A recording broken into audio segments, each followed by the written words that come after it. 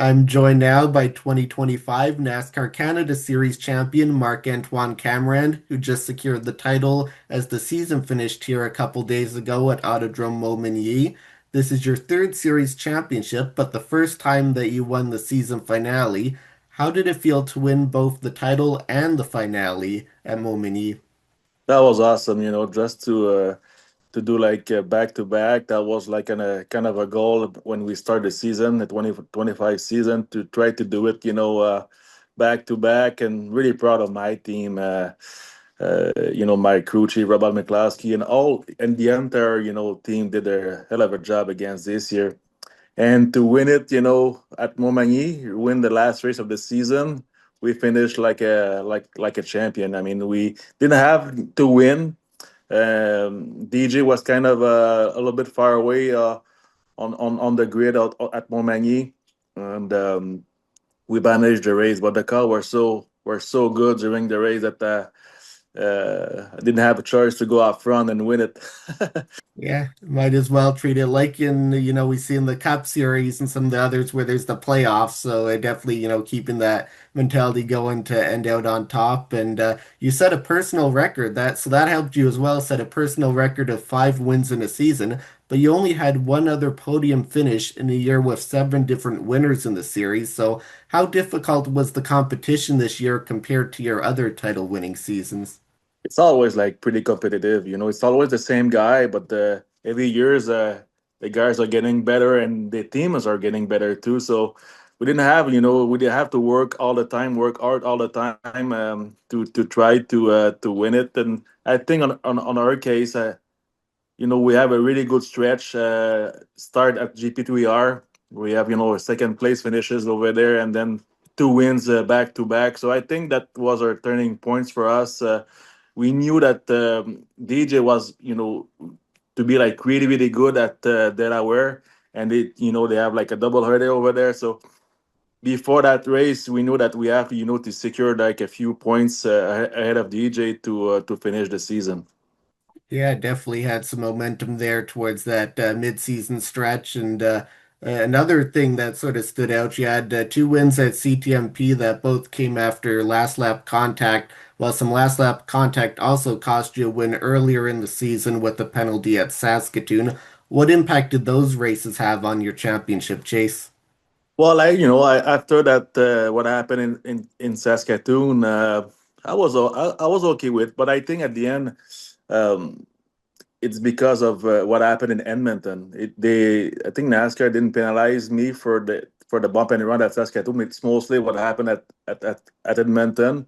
I will not deserve, in my opinion, to win at Edmonton because when I hit Kevin Lacroix under caution, I know that was not the perfect thing to do. So at that point, I think NASCAR should penalize me at Edmonton and start from the back after that what happened during the caution.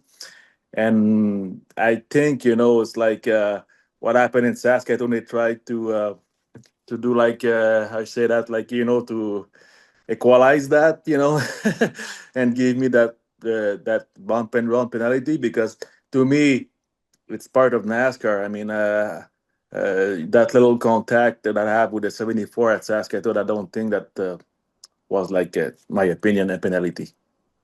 Yeah, and that's definitely something like you mentioned in NASCAR we've seen before. I know Caden Lapsevich and Donald T. Jukasa comes to mind. So we've definitely sort of had that be a theme where it's like, trying to be aggressive enough to contend in a competitive series without upsetting other drivers and drawing penalties. So how'd you try to sort of balance that with your driving style? It was hard. I mean, like after what happened in Saskatoon, I have a few talk with the guys in US, and they said to me that don't change anything. It's a NASCAR style. It's like it's NASCAR style. The last lap. So like you said, it happened to me a couple of times in 2023 at Mosport CTMP when Lapsevich. Did a bump and run on me on corner 10. It happened to me last year too, and with the 74 and coming out of 5B on the last lap. So it's part of NASCAR. Put some action for the last lap. So looking back here now to the season as a whole, This is your third championship in the last four seasons. Well, you also became the first driver, as you mentioned earlier, to go back to back. So where does this championship rank compared to 2022 and 2024? Oh, this one is pretty special. The first one was unexpected because we bring the new team on the table in 2022, and we have like a wonderful season. The opening one with my buddy and crew chief Robin McCloskey. He built this entire team by his own, chassis and everything.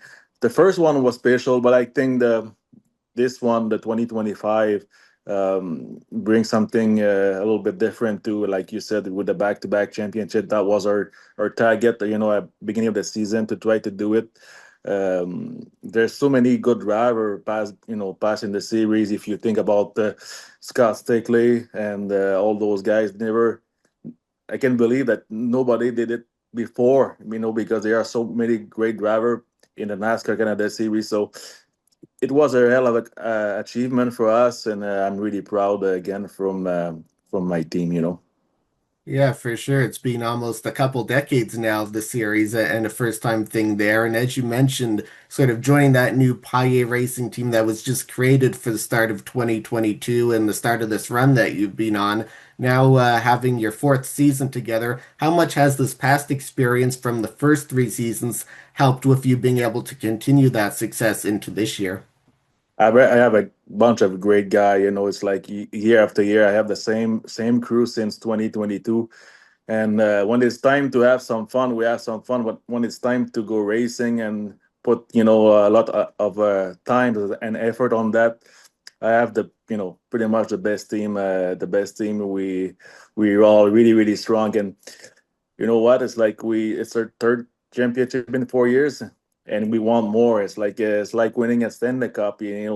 Year after years. It's really hard. We put a lot of time on it, but at the end, it's like there's nothing compared to winning a championship.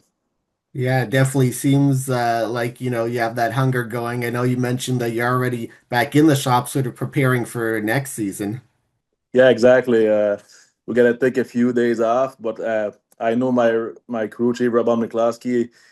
After 3 or 4 days at home, he doesn't know what to do, so he's back at the shop. He's gonna be back at the shop by the end of the week and start, to play on the car and see if we can get a bit more speed for 2026.